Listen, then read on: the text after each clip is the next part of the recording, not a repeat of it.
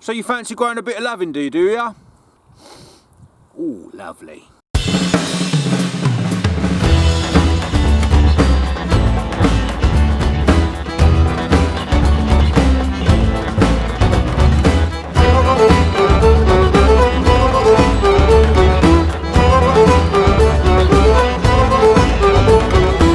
Now, lavender is a Mediterranean herb, and a very beautiful one at that.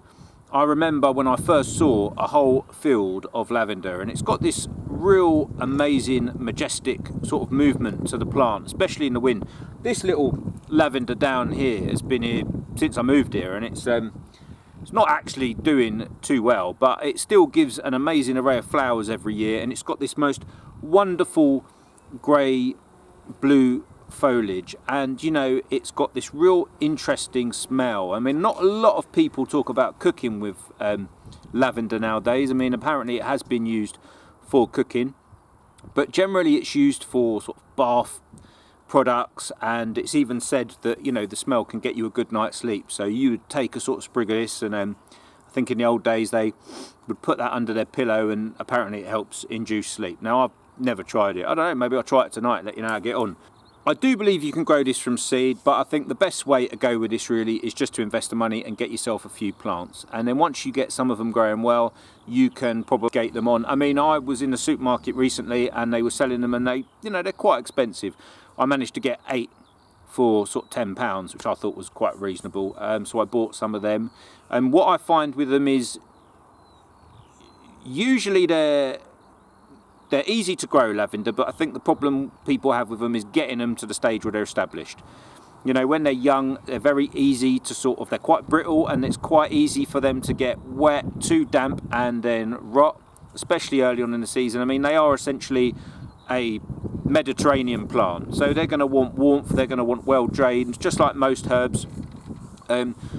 I've even seen people say that, you know, you really got to dig a lot of sand into the soil, because their roots will penetrate deep, but you don't want a lot of nutrients in the soil. You want to keep the nutrients down.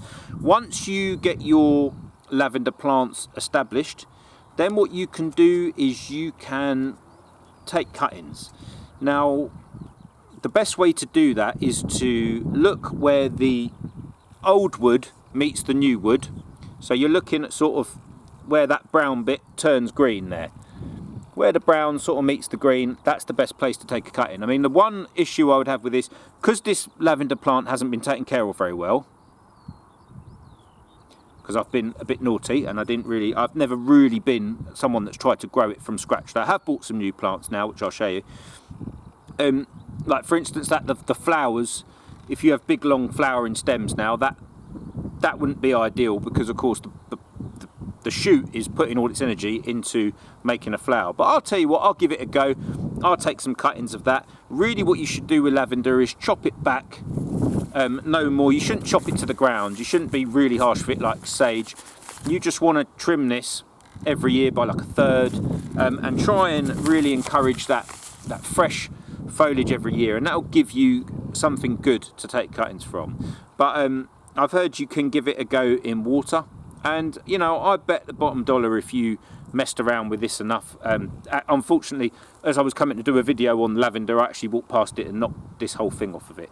So to be fair, I'm doing a video about lavender. I haven't got a very good track record with lavender, but I will redeem myself. So that's something you want to take care of. You want to get your plants and then propagate them on. That's the key to getting a lot of lavender, really. So yeah, I mean, with this one, this would be a little bit of a tricky one, but I would say even these stems off the side there, I would just pull them off. You're best doing it with scissors, really. But where that little woody bit is, that woody node, I would stick that down the side of a pot and populate the pot all the way round. Go round. I mean, this isn't the idealist situation, so if this works, then you know you're onto a winner, really.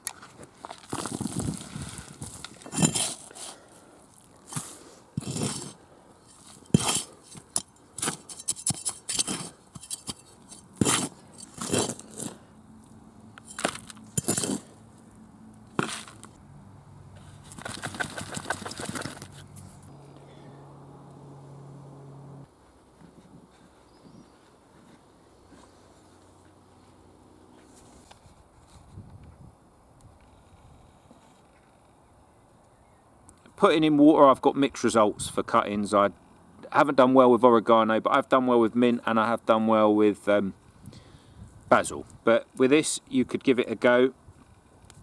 Like most cuttings, take the bottom leaves off if you're going to take cuttings. That one's probably... Take your bottom leaves off, that one, for instance. This is a bit of a shot in the dark, but just to give you an idea of what you would want to do. And basically, not too wet, not too dry.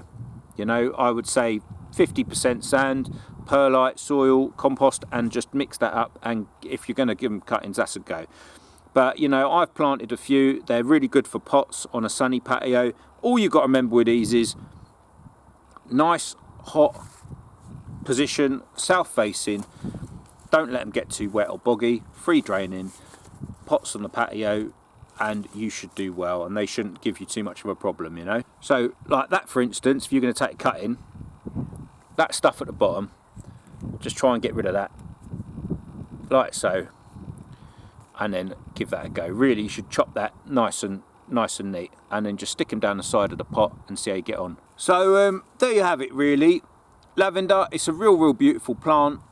Sometimes it looks really good on block plantings. The bees absolutely love it, and you know, grown together, you get, especially with gravels, if you've done a Mediterranean garden, that grey blue sort of foliage and the flowers really looks lovely. And at the same time, you can have it in an English cottage garden.